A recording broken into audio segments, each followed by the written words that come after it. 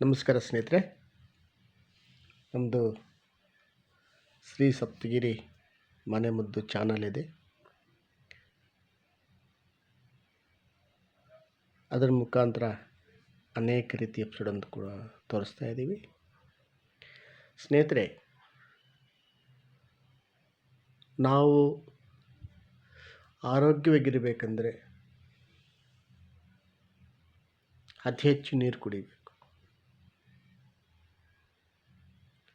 ಯೋಗ ಮಾಡಬೇಕು, ವಾಕ್ ಮಾಡಬೇಕು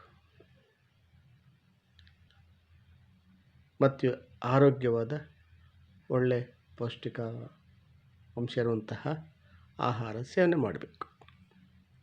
ಶುದ್ಧವಾದ ಆಹಾರ ಸೇವನೆ ಮಾಡಬೇಕು, ಅದರಲ್ಲೂ ರಾಸಾಯನಿಕ ರಹಿತವಾಗಿರಬೇಕು. ಮತ್ತು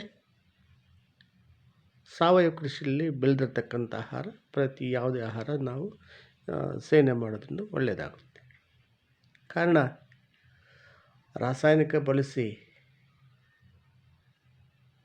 ಬೆಳೆದಿರ್ತಕ್ಕಂತಹ ಆಹಾರ ಸೇವನೆ ಮಾಡಿದ್ರೆ ಅದು ರಾಸಾಯನಿಕವಾಗಿ ನಮ್ಮ ದೇಹ ಪರಿವರ್ತನೆ ಆಗಿ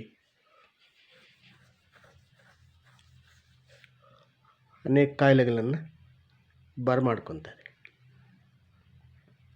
ಹಿಂದೆ ನಮ್ಮ ಹಿರಿಯರು ಕೊಟ್ಟಿಗೆ ಗೊಬ್ಬರ, ಹಸಿರೆಳೆ ಗೊಬ್ಬರ, ಈಗಂತೂ ಹಸಿರೆಳೆ ಗೊಬ್ಬರ ಹಾಕುವರೇ ಇಲ್ಲ, ಅದರ ಇದೇ ಗೊತ್ತಿಲ್ಲ ಅವರಿಗೆ. ಇವೆಲ್ಲ ಹಾಕಿ ಭೂಮಿಗೆ ಆ ಬೆಳೆದ ಬಂದಿರತಕ್ಕಂತಹ ದವಸ ಧಾನ್ಯ ಸೇಕರಣೆ ಮಾಡಿಕೊಂಡು ಅವರು ಸೇವನೆ ಮಾಡ್ತಾಯಿದ್ರು, ಮಕ್ಕಳಿಗೂ ಕೊಡ್ತಾಯಿದ್ರು. ಅದು ಸೇವನೆ ಮಾಡಿದ ಪ್ರತಿಯೊಬ್ಬರು ಗಟ್ಟಿಮುಟ್ಟಿಯಾಗಿ ಆರೋಗ್ಯವಾಗಿ ಯಾವುದೇ ಅವ್ರ ಕಾಯಿಲೆ ಕಸಾರಿಲ್ಲದೆ 100 ವರ್ಷ ಮೇಲೆ ಬದುಕಿದ್ದಾರೆ. ಈಗ ಈ ರಾಸಾಯನಿಕ ಹೈಬ್ರಿಡ್ ಇವೆಲ್ಲ ಸೇವನೆ ಮಾಡಿ ನಮ್ಮ ಆಯಸ್ಸು 30-40 ಆಗಿಬಿಟ್ಟಿದೆ. ಪ್ರತಿಯೊಂದು ಹೈಬ್ರಿಡೇ, ಪ್ರತಿಯೊಂದು ಪ್ಲಾಸ್ಟಿಕ್ದೇ, ಪ್ರತಿಯೊಂದು ಈ ಥರ ಮಾಡ್ತಾ ಬಂದರೆ ನಮ್ಮ ಪ್ರಕೃತಿ ಎಷ್ಟಂತ ನಮಗೆ ಸಹಾಯ ಮಾಡುತ್ತೆ. ಆ ರೈತರು ಮಲ್ಚಿಂಗ್ ಅಂತ ಪೇಪರ್ ಹಾಕ್ತಾರೆ, ಕೊನೆಯಲ್ಲಿ ಆ ಟ್ಯಾಕ್ಟರ್ ಮುಖಾಂತರ ಕ್ರಷ್ ಮಾಡಿ ಅದೆಲ್ಲ ಬಿಟ್ಬಿಡ್ತಾರೆ.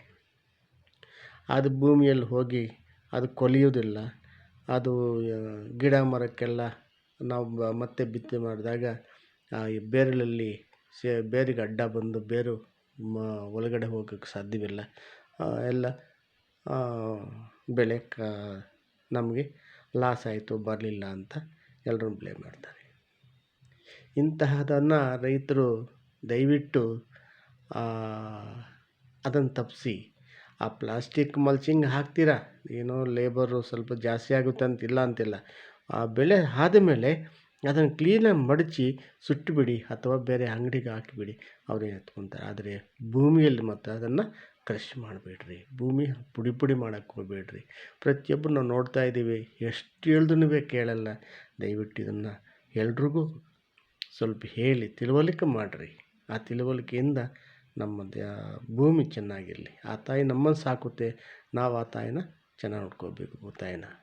ಸ್ನೇಹಿತರೆ, ಪ್ರತಿನಿತ್ಯ ಉಗುರು ಬೆಚ್ಚ ನೀರು 1 ಗ್ಲಾಸು, ಸ್ವಲ್ಪ ನಿಮ್ಮ ಟೇಸ್ಟ್ ತಕ್ಕಂಡು ನಿಂಬೆ ರಸನ ಹಿಂಡ್ಕೊಂಡು ಸೇವನೆ ಮಾಡೋದ್ರಿಂದ ನಮ್ಮ ರಕ್ತ ತಿಳಿಯಾಗುತ್ತೆ, ಉಷ್ಣತೆ ಕಡಿಮೆ ಆಗುತ್ತೆ,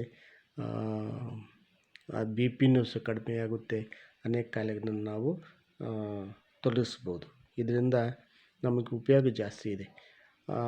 ಯಾಕಪ್ಪ ಉಗುರು ಬೆಚ್ಚ ನೀರು ಅಂತ ಹೇಳ್ತಾ ಇದೆ ಅಂದರೆ, ಜಾಸ್ತಿ ಕಾಯಿಸ್ಬಾರ್ದು ನೀರನ್ನು, ಉಗುರು ಬೆಚ್ಚಿರಬೇಕು, ಅಂತಹ ನೀರನ್ನು ಸೇವನೆ ಮಾಡಬೇಕು. ಜಾಸ್ತಿ ಬಿಸಿ ಮಾಡಿ ನಿಂಬೆ ರಸ ಹಾಕ್ಕೊಂಡ್ರೆ ಪ್ರಯೋಜನ ಇರಲ್ಲ, ಅದು ಅಷ್ಟು ಸಮಂಜಸವಲ್ಲ. ಸ್ನೇಹಿತರೆ, ಇದನ್ನು ನೋಡಿ ಲೈಕ್ ಮಾಡಿ, ಶೇರ್ ಮಾಡಿ, ಸಬ್ಸ್ಕ್ರೈಬ್ ಮಾಡಿ, ಎಲ್ರಿಗೂ ಮುಟ್ಟಲಿ. ನಮಸ್ಕಾರ ಸ್ನೇಹಿತರೆ.